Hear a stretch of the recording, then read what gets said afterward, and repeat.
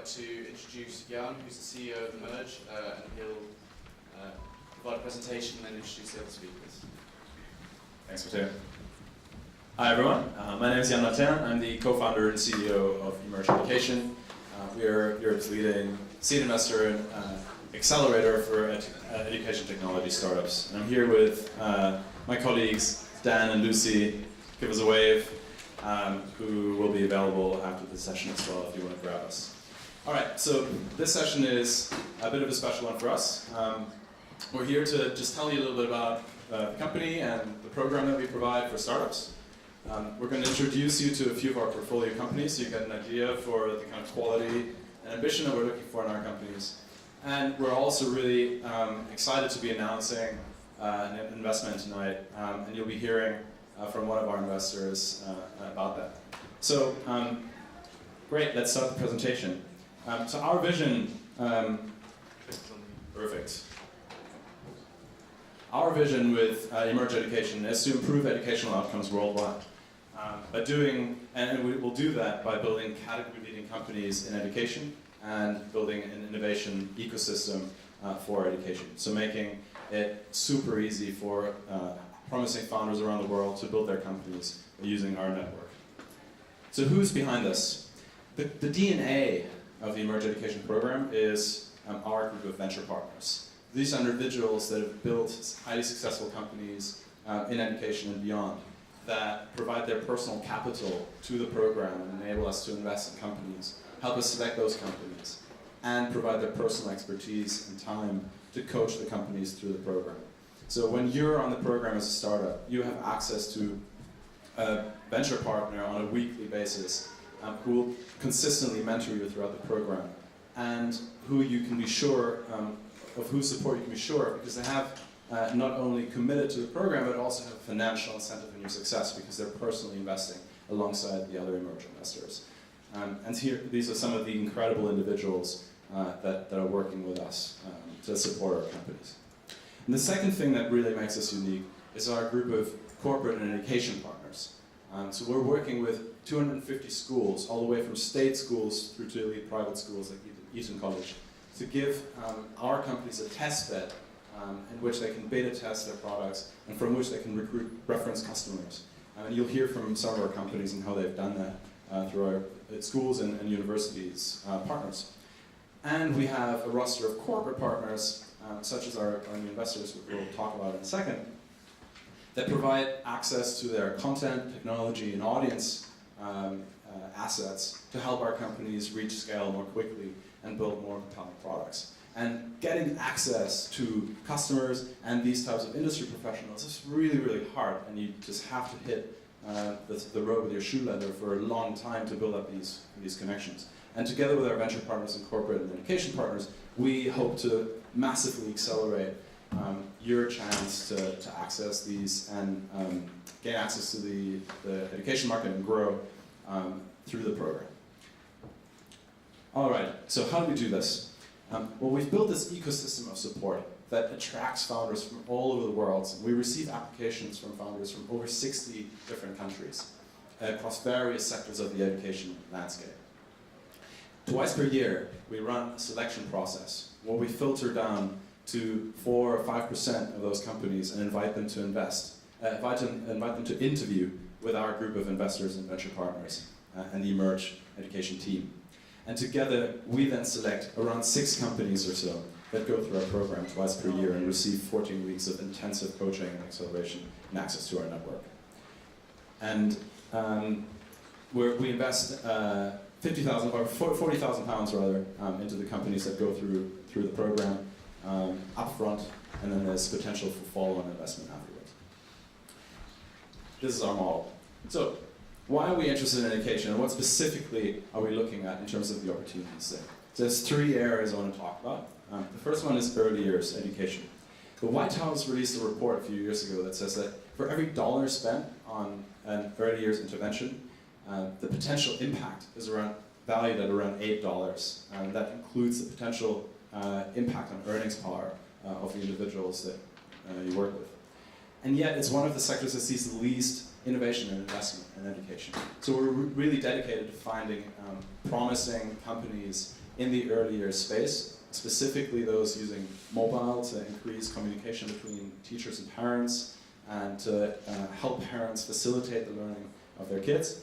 We've made a few investments in this space already that are super exciting, and I'd love to talk to you about. The second area we're looking at is productivity and efficiency inside educational institutions. We think there are a myriad of workflow inefficiencies in schools and universities that require really targeted, beautiful experiences from apps and web applications to become more efficient. And the reason we think this is so important is because if you look at the cost of education and the material benefit you get from a degree, say, the discrepancy between those is growing at an ever-accelerating pace. And we think part of the solution to that is to bring more efficient workflow management into educational institutions. And the companies that we've invested in this category are amongst the fastest growing companies we've seen in education.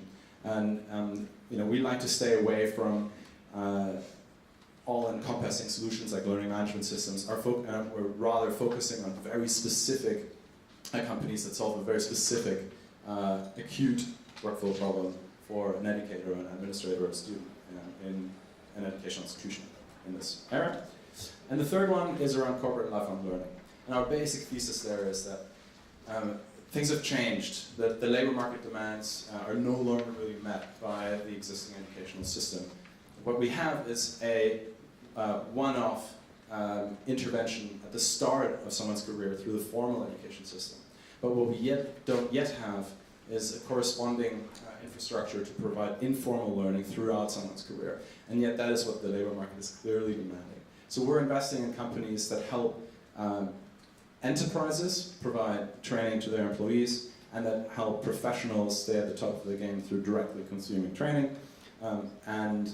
We're particularly interested in emerging market solutions that target localized markets in this area. So we think edtech is heating up. 10 years ago, no one would have talked about it. Today, we're seeing really interesting exits happening in the space and across these three areas. And as I said, we're looking at companies from over 60 different countries. We've made investments in companies from around 13 now. And over the last few years, we've been around since January 2014, and have supported around 40 companies. So we're super active in the space. And just to highlight a few before we go into the presentations themselves, Durio, which is upstairs in the booth area, is a company that applies deep learning technologies and machine learning to help large content archives with content enrichment and recommendation. It's doing really well. It's just close to £1.2 million round here in London.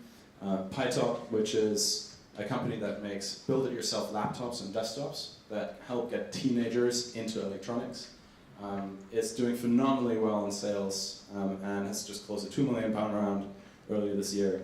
And they've actually become the Raspberry Pi's favored tool to demo the Raspberry Pi microcomputer with, because they're kind of service layer around that. And that's just incredible, seeing the exponential growth that the Raspberry Pi Foundation is experiencing. And the third one I'd like to highlight, you've probably come across these guys already because they're the favorites of the conference organizers, is Primo, which we invested in August 2014 when they were really at the start of their journey. Primo make toys that enable children, before they can read, to get tangible experiences with coding. And these guys have basically created a tangible interface board that enables you to code with a visual coding language that they've invented themselves. These guys raised the largest ever crowdfunding campaign for an education product on Kickstarter in February this year, raising $1.6 million. So I think we're doing really well on some of the companies that have come out of the program. And we're really excited to have been called the most active and influential investor in the UK edtech marketplace in edtech by Outsell earlier this year. And to announce today that we have just taken in significant investment from two corporate partners. Oxford University Press, which is the largest university press in the world, and Qtone, which is one of the most valued education technology companies in China. And together they will help us, our current and future portfolio companies, extend our reach and access their audiences and assets to basically grow faster and make a bigger impact on education worldwide. We're super excited because this has enabled us to do a new deal for our companies. We used to provide all our support and a 15k living stipend to the founders, and we've now upped that to a £40,000 investment at the exact same deal that we did before. So for 3 to 8%, you can access significantly more cash to help you get over the first kind of hurdles and raise a larger round. And obviously, our program still comes with venture partner support, external network, etc. We run these twice per year. If you'd like to apply, please go to emerge.education. Very simple, awesome website. And our intake in August is now being selected, so you've just missed that, but we're considering companies for the January intake already. Great. So before going into some of our companies, I would like to invite Chris Bromley, who's the Chief Strategy Officer for Oxford University Press, on stage to talk about why Oxford University Press invested in Emerge Education and our partnership to help bring educational outcomes worldwide.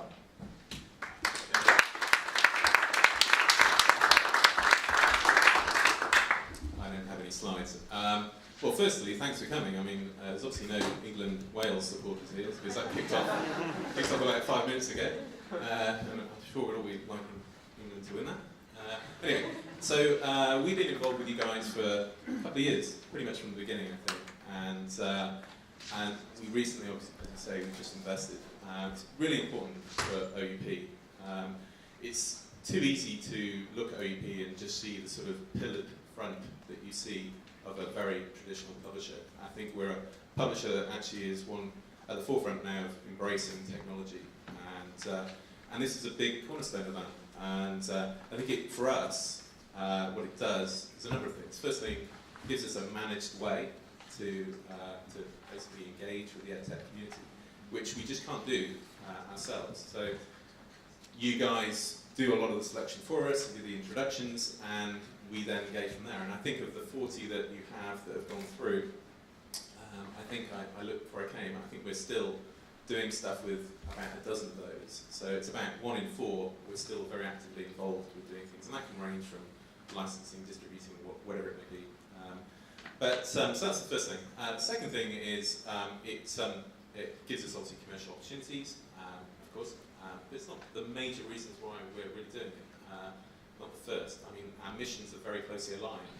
OUP is a department of the University of Oxford, and we share their mission. Their mission is about excellence in research, scholarship, and education. And we found that with Emerge, we have a very synergistic sort of feel in that. And I think that that's something that working with Dan, Lucy, everybody at Emerge, we've seen come through. That passion towards wanting to improve educational outcomes is absolutely apparent. The third one is about the dialogue. We need our people to be thinking not just as publishers, but really thinking in the same way that EdTech startups are actually thinking. And I think that that shared knowledge that happens there does two things. We learn from them, but also I think the EdTechs also are learning from us as well. We've got a long, steep history of understanding pedagogy, of learning, teaching. We've got creation of high-quality content. There's a lot of things that can be there that they can learn from, as well as our global distribution.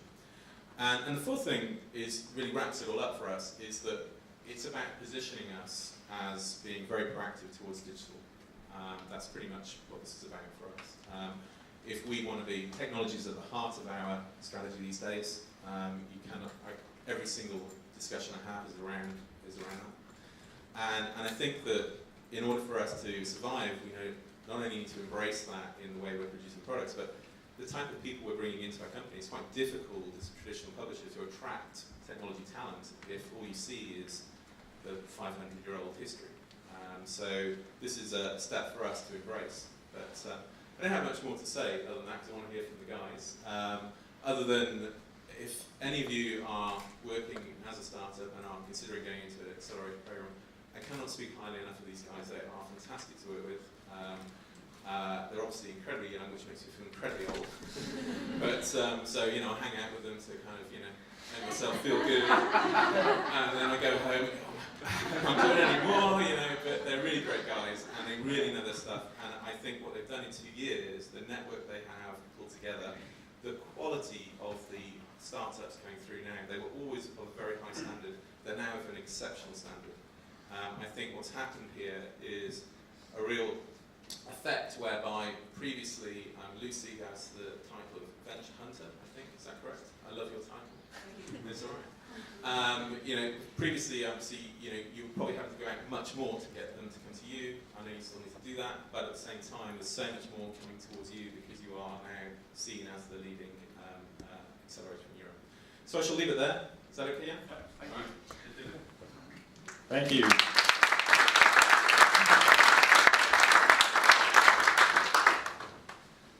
All right, so having heard from one of our investors, what we'd really like to do is just give the stage over to 2 founders that we've recently invested in and who are absolutely cracking their markets and are producing amazing results for kids in English language learning and literacy. I think you'll be inspired by their journeys and their progress as companies.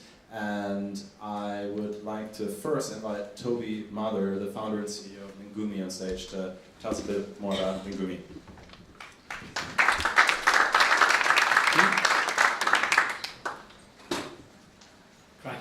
Cracking the markets, I like the ambition. So my name's Toby, I'm the co-founder and CEO of Lingumi. We're a preschool English language learning company. We've reached a point now, I think, where we can safely say that English language is not a luxury in the way that I look at French or Spanish. For me, it's a necessity. And the result of that is that we've got over 1 billion people around the world trying to learn English. The official statistic is 1.5 billion people pumping money into this market. They're trying to learn English through courses, through studying abroad, through e-learning, through apps.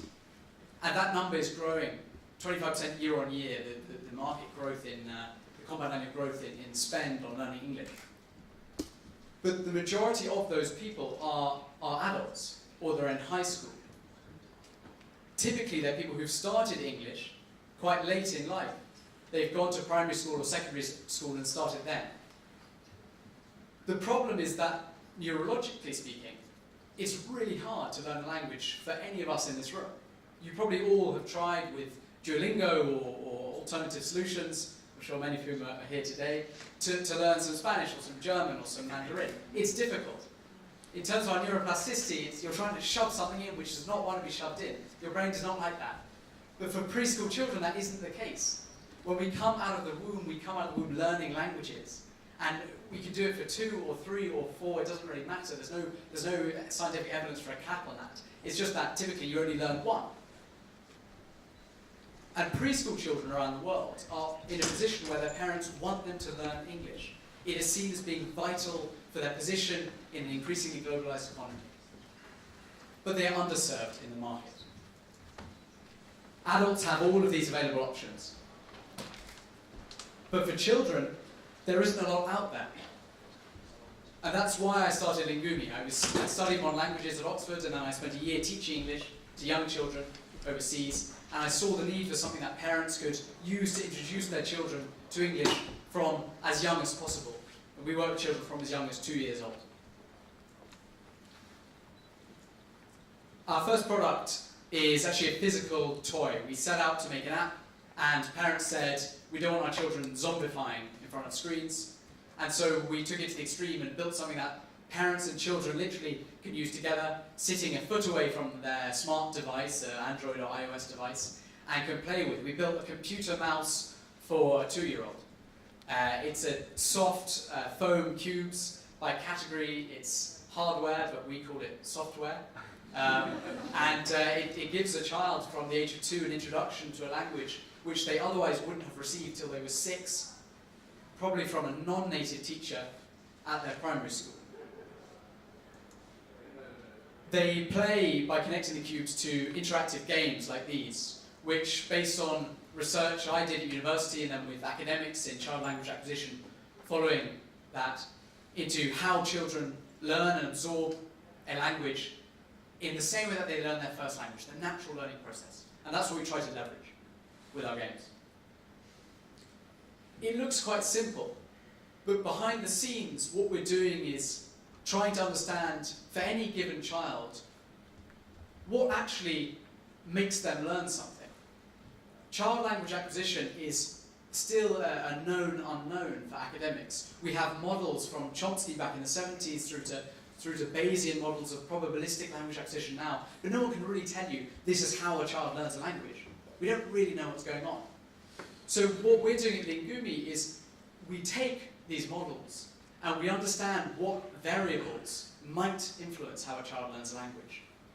If I say to a Chinese 2-year-old coming from a tonal language, where is the apple?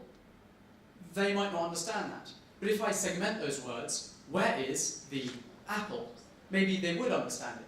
No, we can't predict that. So instead what we do is we input different variables behind the scenes into our games as the child plays, and then using other types of games that test their knowledge, we figure out what's working for any given child. What you can do with that is basically build stronger models for language learning. A lot of edtech companies talk about adaptability. It became a buzzword and it's remained a buzzword. We take it really seriously because with a 12-year-old you can give them a grammar sheet and get clear answers. You can see where they're going wrong. But with a 3-year-old or a 4-year-old, that's a black box. You can't ask them, oh, I do not understand the past, past tense in this instance. Okay? So we try and test that. I was going to show you a cute video at this point, but I fear it's not going to work. Oh, we have it. Great. So this is the before one. Yeah. Thanks. No, not that one. No, if you press pause, otherwise that sort of ruins it. The other one. Yeah. Thanks. So this is Filippo. He's a 3-year-old Italian boy. He started working with us. Crazy. He's 3. He started using our prototype back in November when we just started working on Lingumi, and this is a video of him learning some English words for the first time.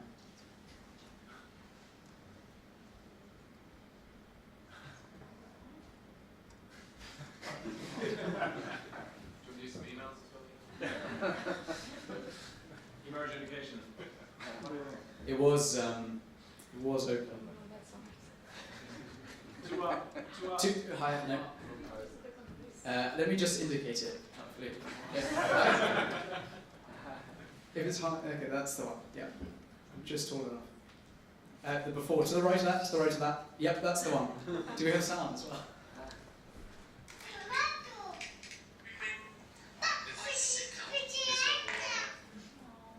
So he was hearing the words in English and responding in Italian to words he recognised in his first language. He played with it twice a week for about 7 weeks, and this was him after 7 weeks.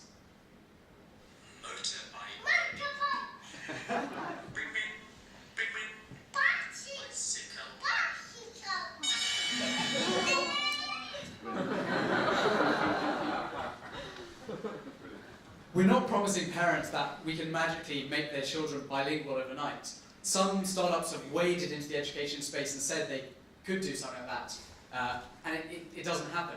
What we're saying is we can leverage the natural power that a child has neurologically to introduce them to a language, so that when they do go to primary school and they do have an English teacher, the English teacher isn't being given what I was being given when I was teaching English, which was a blank canvas. They're being given a child who has got a base of vocabulary, a base of syntax, a good phonetic understanding of the English language, given something to work with. And with our first product, we're providing something to use at home, and we're launching a platform next year which will provide a range of things for parents to use, and hopefully in the future for the teacher to use when the child arrives at school. I'm excited to say today we closed our seed round with Emerge Ventures participating, and we'll be going with that for a little while and hopefully raising some more money soon. So come talk to me if you have money. Or kids. Or if you have young children. We're launching a Kickstarter for our first product, Lingumi Play, in early September. And you can find us at lingumi.com.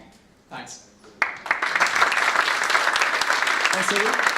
Okay, next up we have John Smith, the founder and CEO of Pobble, which is revolutionizing how kids learn to read and write. All right. right, thank you everybody. So it's always very difficult to follow with videos of children. Unfortunately, I don't have any of that.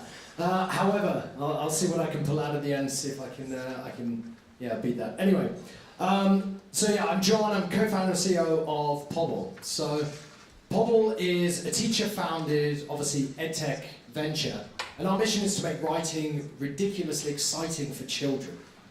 And we do that by sharing and celebrating their writing online. It's like a sort of digital global classroom wall for children. So to give you an idea about why that's kind of important, so think back to when you were at school. So you're 8 years old, say, you're sat at your desk, you're in your class, and you've just done a piece of writing that you're really, really proud of. Right, so what do you want for that work? Well, chances are you probably want people to read it, right? You want an audience. And this is what Pobble provides, a global audience for children's writing.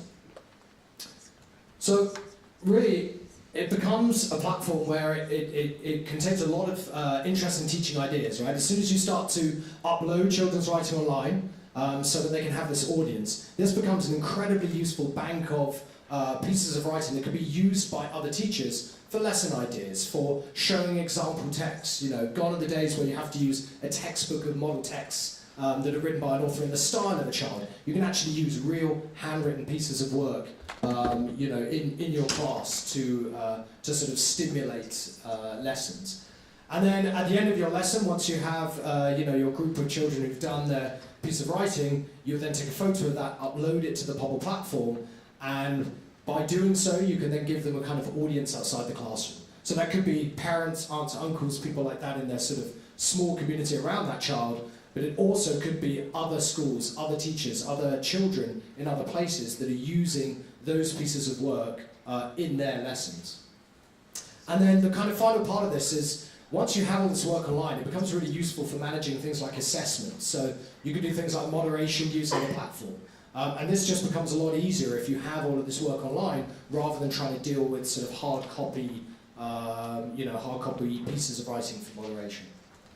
So one of the key things about Pobble is that because we were a teacher-founded startup, we knew that we were going to have to go and work with schools to help them to understand how to use Pobble.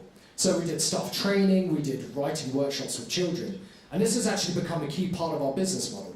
So we sell a subscription to schools, but this actually includes us going and visiting that school, working with the teachers, helping them with staff training, running parent assemblies, you know, if we need to, whatever it takes to get Pobble really embedded in the way that schools teach writing.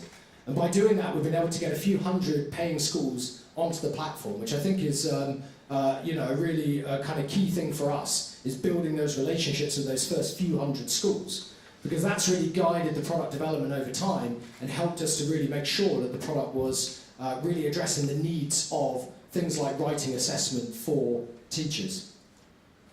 So there are a number of different ways that schools use Pobble. So of course, they can use it to kind of provide that audience to children, to bring in parents into the sort of child's learning journey. But also things like a school called me the other day, and I was talking to the head teacher about how they're using it. And she was saying, oh, now, rather than using Google to search for kind of, you know, if the children are doing research about a particular topic, they use Pobble.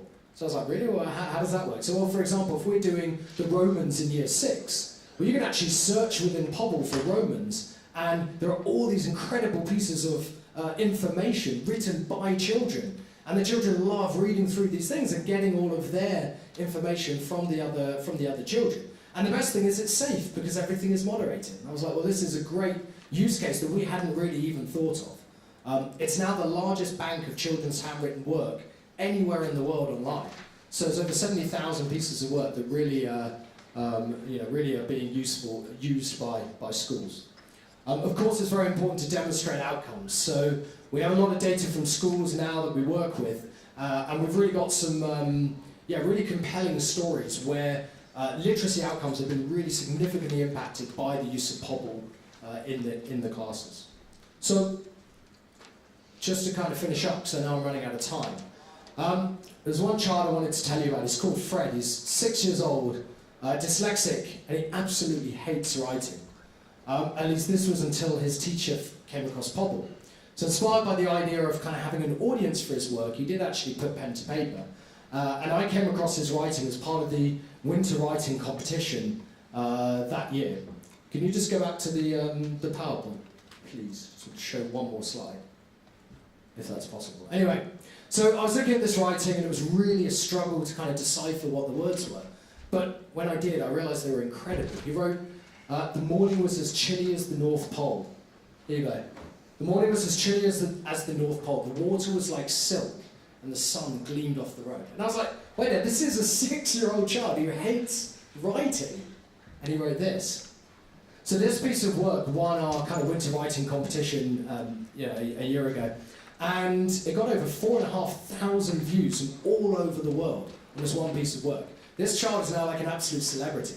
He got comments from all over the place, but one really stuck out, and it basically said, I'm Fred Potts' dad, and I'm the proudest dad on planet Earth tonight. I picked up Fred from school, and he was jumping up and down like a pogo stick, so excited that people valued his creativity. And he sort of ended out by just saying, thank you, Pobble, thank you for giving me back my confident boy. We met up actually with Fred and his teacher a few weeks ago, and he's doing great. He used to be bottom of the class, and he now loves writing, and he's now doing much better. He's in the sort of top half of the class, and he really kind of values the creativity that he has. He's no longer self-conscious about his handwriting, which prevented him writing before. So I think that's probably my time up. It's been super exciting, this journey of going through a startup, and I think having people around you, such as the Emerge team and the mentors that you get, and of course the fundraising help as well, is really, really critical. I think starting any venture is very difficult. Starting it in education is even more challenging because there are a lot of hurdles that this industry in particular has to overcome. So if you are thinking about joining an accelerator or getting involved with the Emerge guys, I would definitely recommend that you come and chat to Jan afterwards. All right, thank you so much.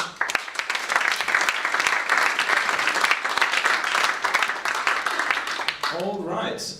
Before we close the session off, this week we had a really exciting announcement from one of our portfolio companies from our fourth cohort in August 2015. And we just wanted to give Ernest a chance to share that with you guys. And you're the first audience to hear about this really exciting news from Durio. Thank you. Hello everyone, my name is Ernest. I am the founder of Durio. Now we've built a toolkit that helps schools very easily manage feedback from students, parents and teachers. We were born in Latvia, which is a wonderful country with an edtech population of 2 companies, of which we're one of them. Mid-2015 we came over to join Emerge, so we moved our headquarters to London. Since then we've been plugged into this amazing community of organizations that have a rich experience in education, think differently. So we've been working with Oxford University Press on a pilot, looking at identifying skill gaps. We've been working with Eton College, a number of other pilots. Currently we're in about 200 schools and we just crossed the milestone of 3.5 million survey questions answered, giving real feedback about safety, atmosphere, motivation, etc. We learned last week, and this is the first time we're announcing this, that we're the first UK EdTech company to receive the European Commission's Horizon 2020 Phase 2 grant, giving us £1.5 million to build the platform, work on pilots in the UK and internationally, and work on the analytics in the feedback.